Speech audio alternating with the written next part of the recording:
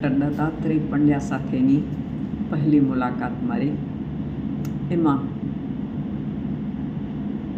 સૌપ્રથમની મુલાકાતમાં જ એમનો પ્રેમાળ જે સ્વભાવ છે એનો મને સ્પર્શ થયો અને એમણે નિર્દેશન જે કર્યું તે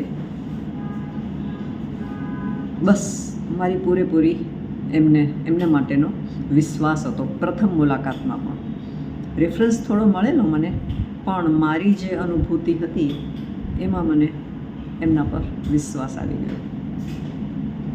બસ અને સરસ એમનો પ્રેમપૂર્વકનું વર્તન એને અંદર અડધું તે સમયે જ મારા હૃદયને જીતી લીધું. સેકન્ડ મુલાકાતમાં ફરીથી એમની જે સેકન્ડ મુલાકાત થઈ મારી, એમાં એના કરતાં બમણો જે એમનો સ્વભાવનો મને પરિચય થયો અને આ એમના જે પ્રેમાળ વર્તને મને એમના માટે એક સદભાગ્ય સાંપડ્યું હોય કે આ પ્રકારના મને ડૉક્ટર મળ્યા હોય અને એમનું નિર્દેશન મને મળ્યું હોય. એટલે મારા માટે બહુ જ સુખદ અનુભવ છે અત્યારે પણ.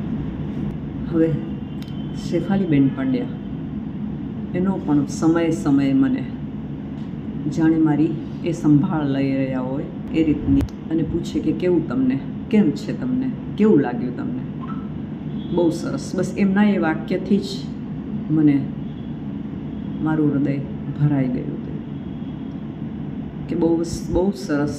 બંને જે દત્તાત્રેય પંડ્યા અને શેફાલીબેન, બંનેનો સુંદર વ્યવહાર મારી અંદર અંકિત થઈ ગયો.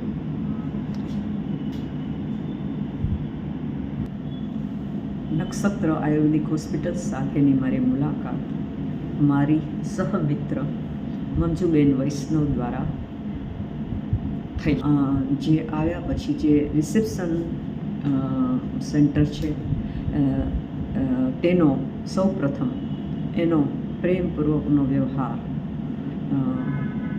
એક મારામાં પોઝિટિવ છાપ મૂક્યું. અને પછીથી આસિસ્ટન્ટ ડૉક્ટર સાથે મારે મળવાનું થયું. ડૉક્ટર દત્તાત્રેય પંડ્યા સાહેબ, મારી પહેલી મુલાકાતમાં જ એમનો પ્રેમપૂર્વકનો વ્યવહાર અને નાડીવેદ હતા તે મને મારી સહમિત્રએ કીધેલું, એટલે એ મારી અંદર એક અંકિત હતું કે આ એક એક્સપર્ટ ડૉક્ટર પાસે હું આવી છું અને મારી મુલાકાત એમની સાથે થઈ રહી છે.